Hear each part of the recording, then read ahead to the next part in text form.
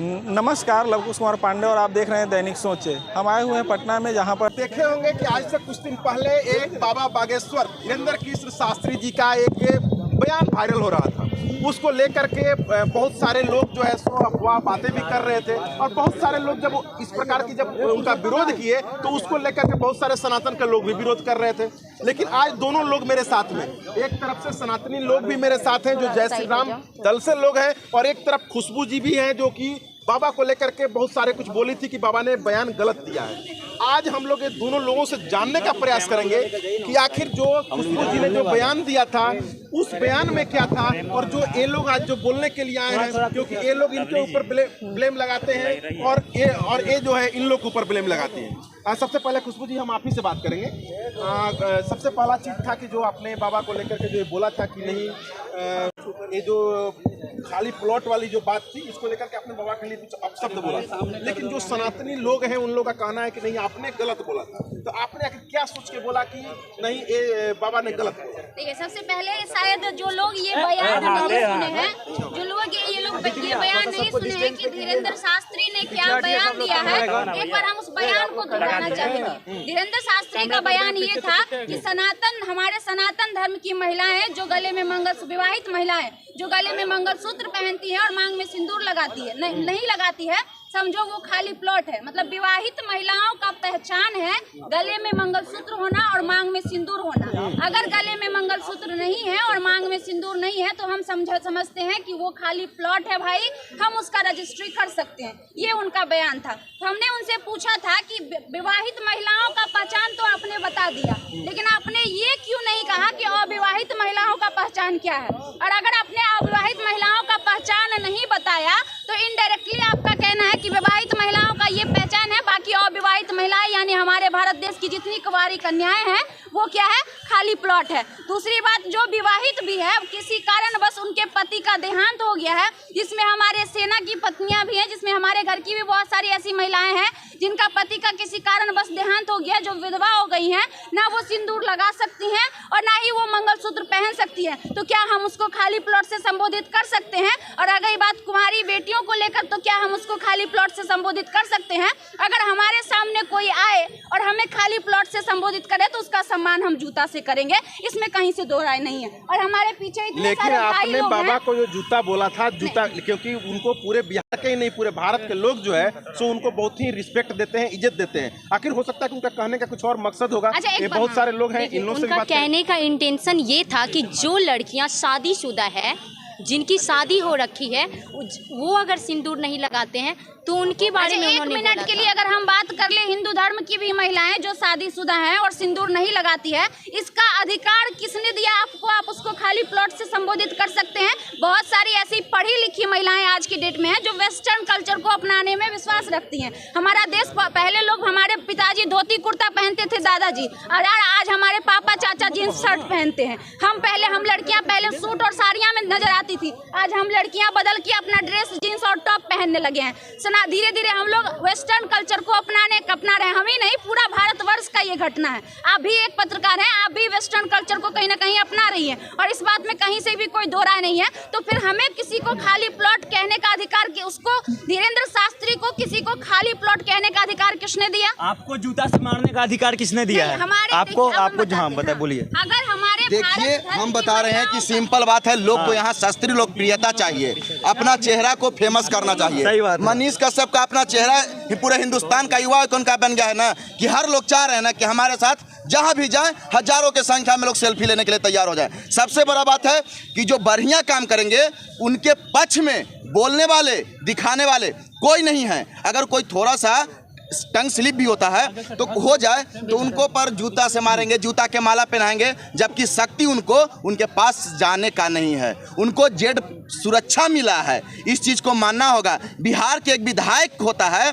उसके पास हम लोग को जाने। आज के डेट में ऐसे कई पंचायत के मुखिया हैं कि जिनके सामने आंख से आंख डाल करके हम नहीं बात कर सकते हैं, लेकिन हम किन से बात कर रहे हैं? जो पूरे हिंदुस्तान के, बल्कि दूसरे देश में जा करके 2 बजे रात्रि के दरबार लगा रहे हैं, उनके बारे में हम उल्टा बोल रहे हैं। क्यों बोल रहे हैं? क्योंकि हमें लोकप्रियता चाहिए, नहीं, हमारा चेहरा को पहले आप सुनिए। आज तक धीरेन्द्र शास्त्री जो हमारे मतलब बागेश्वर बाबा हैं वो बहुत अच्छी बातें भी कही हैं। आपका उनके पक्ष में एक भी वीडियो क्यों नहीं आया? कन्या विवाह गरीबों का करवा रहे हैं, उन पर क्यों नहीं? इतना वो मदद कहाँ बताइए क्यों नहीं? यहाँ बोलिए बोलिए। अगर कोई इंसान 99 अच्छे काम करता है तो उसका एक गलत काम करने का राइट्स नहीं है। अगर कोई 99 अच्छे काम करता है तो उसको मर्डर करने का अधिकार नहीं है हमारे संविधान के अनुसार। अगर वो 100 में 100 अच्छे काम करेगा तभी। अगर कोई आदमी 100 में 99 अच्छे काम करता है दुनिया उसको नहीं कुछ कहती है, लेकिन एक गलत काम कर देता है उसको लोग फांसी के सलाखों तक पहुंचा देता है।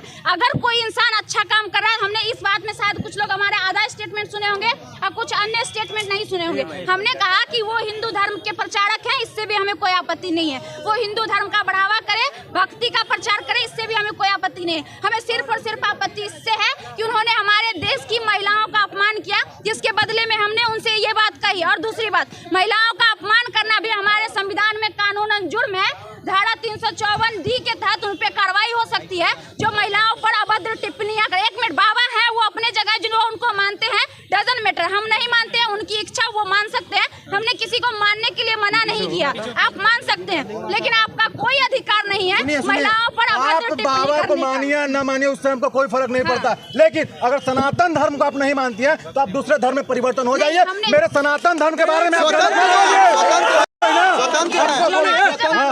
लोग चिल्ला के जवाब देते, चिल्लाइए मत। नहीं हम चिल्ला के जवाब दिए, चिल्ला के जवाब दिए। एक सेकंड भैया चुप हो जाइए।